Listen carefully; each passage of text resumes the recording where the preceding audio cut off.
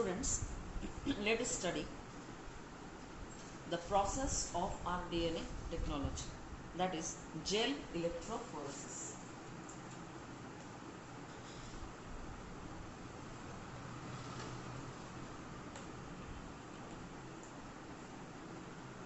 Now, gel electrophoresis is what?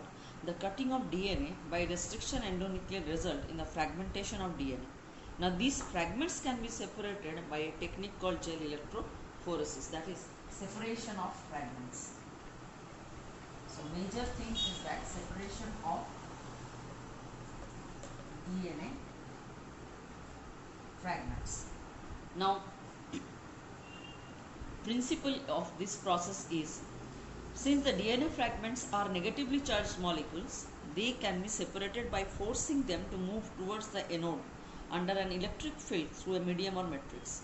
And nowadays, the most commonly used matrix is agarose, which is a natural polymer extracted from seaweeds. So, what is the medium used here? Agarose. And principle is that DNA is negatively charged, so it must be accumulated towards the anode.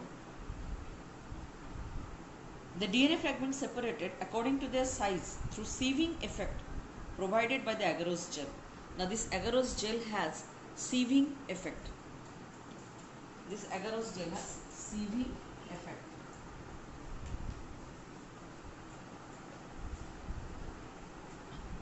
Hence, the smaller the fragment size, the farther it moves. The separated DNA fragments can be visualized only after staining the DNA with a compound called ethidium bromide. So, what is the compound by which we can see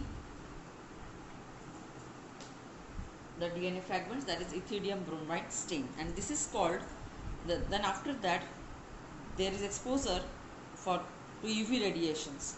So, the fragments are visible in the visible light without staining. You can see bright orange colored bands of DNA in a ethidium bromide stained gel exposed to UV light. And the separated bands of DNA are cut out from the agarose gel and extracted from the gel piece. And that's the process called elution. So, what is the process? Elution. Now, elution is what? Elution is separation of bands of DNA, so that is cutting of the bands of DNA from the agarose gel, and DNA fragments purified in this way are used in constructing recombinant DNA by joining them with cloning vectors. So that's what gel electrophoresis is, that whatever the DNA we will get from the host organism, so that DNA is cut into fragments, and then this fragments is separated from that mass of DNA and then used for inserted into the cloning vector. Now, the next process is, already we have discussed cloning vector. So, next process is, we will go for isolation of genetic material, that is DNA. Isolation of genetic material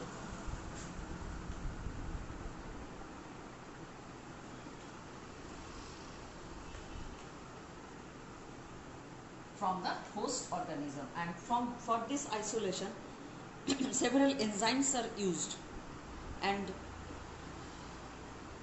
you know that DNA needs to be extracted in pure form from other macromolecules of cell.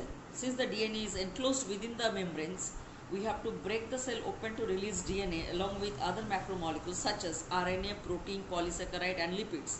So this can be achieved only when you treat the bacterial cell, plant cell or animal cell with enzymes. And what are the enzymes used here? Lysozyme, cellulase, chitinase. So as the content is there, if it is a fungal cell wall, then you will use chitinase because chitin is present in the cell wall of fungi. If it is a plant cell wall, then cellulase. So all these enzymes are degrading the wall, that is bacterial cell wall or plant cell or animal tissues. And then this tRNA can be removed by treatment of ribonuclease enzyme. And similarly, proteins can be removed by protease enzyme, like histone is also a protein. So different types of enzymes are needed to treat the cells as they are made of. The RNA can be removed by ribonuclease, proteins can be removed by protease, and other molecules can be removed by appropriate treatments. And purified DNA ultimately precipitated out after the addition of chilled ethanol, and that is a spooling technique which is also applied, is a practical in laboratory. So this is the way how we separate the DNA from the host organism. Now the next one is another process that is involved in biotechnology, that is genetic engineering. That is cutting of DNA at specific location, that is restriction enzyme digestions are performed by incubating purified DNA molecules with the restriction enzyme, and an optimal condition for the specific enzyme like agarose gel electrophoresis is employed to check the progression of restriction enzyme digestion. DNA is negatively charged molecule, hence it moves towards the positive electric anode that already I discussed right now. The process is repeated with the vector DNA also. Now the next process is PCR, that is polymerase chain reaction.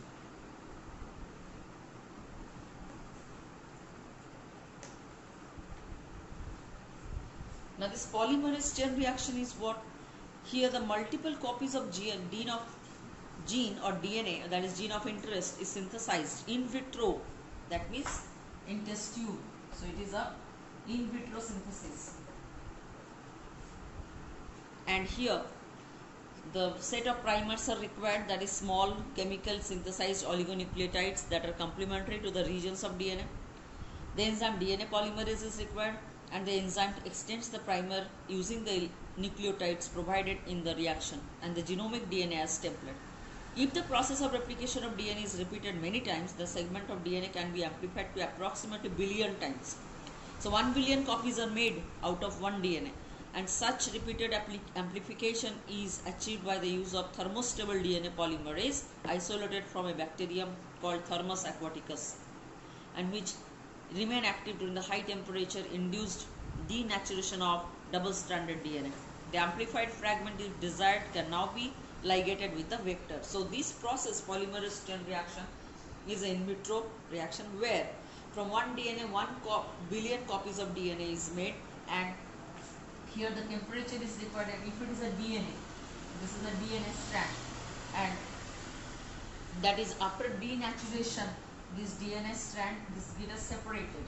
So this is one strand after denaturation, and this is the second strand which is separated under high heat, that is near about 90 degrees, 70 to 90 degrees centigrade heat. Now next one is annealing process. So this is denaturation.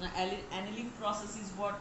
Here one primer is needed, and this side one primer is needed, and then addition of nucleotides will go on here, and ultimately the next strand that we will get is a 2 DNA strands you will get, which is joined, and this is again another DNA you will get after annealing. So this is the denaturation process which is done under high heat, that is breaking of 2 DNA strand, and then RNA primers are required to follow the polymerization of DNA molecules. So 2 daughter DNA are achieved after this, and this is the annealing process where thermostable DNA polymerase is needed, and thermostable DNA polymerase we get it from Thermus aquaticus, and ultimately 2 DNA molecules are formed up due to the extension process. This is the extension process, and 2 DNA molecules are formed. So if you repeat this process 30 times, then 1 billion DNA are formed. So in this way, cloning, the amplified fragment used to ligate with a vector for further cloning. Now the next one, insertion of recombinant DNA into the host cell. There are several methods of introducing the ligated DNA into recipient cell, isn't it? The recipient cell, after making them competent to receive, take up DNA present in the surrounding. So if a recombinant DNA bearing gene for resistant to an antibiotic, ampicillin is transferred into E. coli cells and the host cells become transformed into ampicillin resistant cell. And then we sprayed this transformed cell on agar plates containing ampicillin. Only transformants will grow and untransformed recipient cells will die. Since due to ampicillin resistant gene, one is able to select a transformed cell in the presence of ampicillin, and which is also known as selectable marker. So that also we have discussed in the last classes. Now obtaining the gene product. Now that's the technique called bioreactor. So the next process is bioreactor. So here the obtaining the foreign gene product. This is actually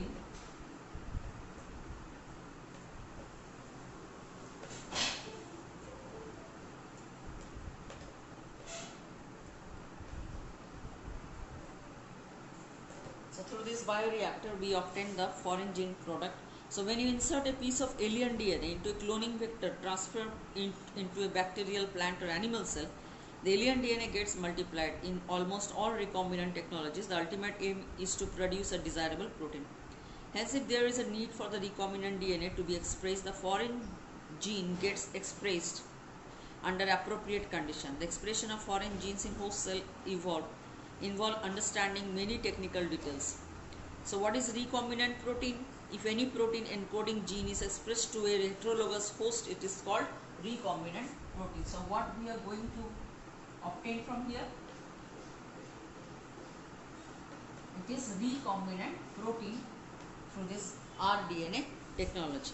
And the cells that can be multiplied in a continuous culture system, wherein the used medium is drained out from one side and while fresh medium is added from the other to maintain the cells in the physiologically most active phase, and the type of culturing method produces a larger biomass leading to the high yield of desired protein.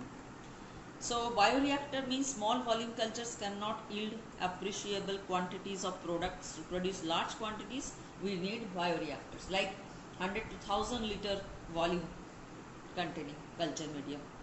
Bioreactors can be thought as vessels which raw materials are biologically converted into specific products, individual enzymes, microbial, plant, animal or human cell.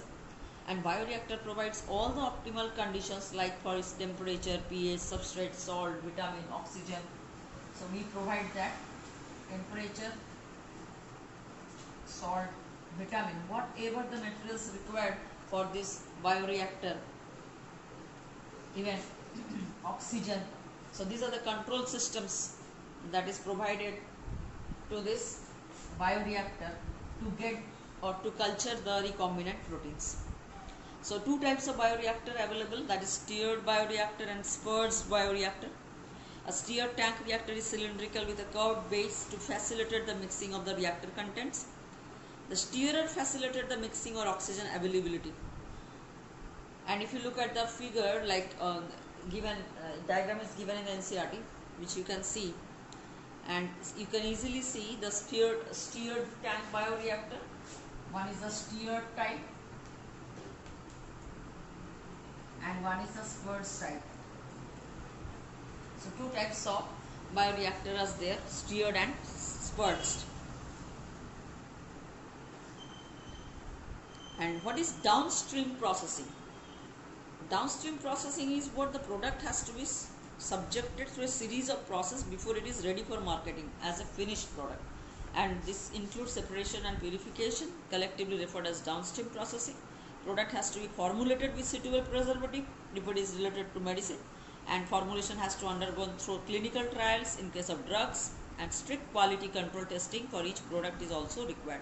And the downstream processing and quality control testing vary from product to product. So downstream processing is what? It is the final quality testing process. A series of processes are there which include separation and purification, and then ultimately we got the pure recombinant protein, and that is for the market use. So go through NCERT thoroughly, join the offline classes.